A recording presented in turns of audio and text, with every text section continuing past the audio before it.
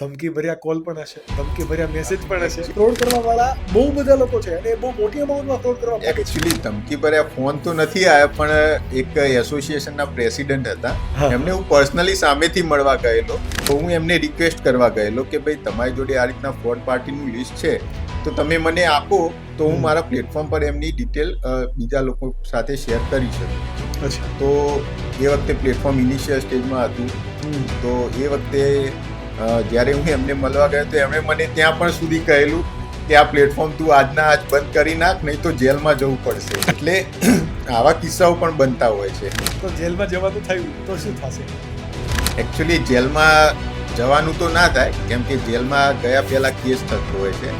અને આ ઇન્સિડન્ટ પછી મેં એની પણ એક જે લૂપ હોલ કહી શકીએ એ અમારી જોડે છે કે આ રીઝનથી અમે આ રીતે લોકોને શું કરી શકીએ છીએ.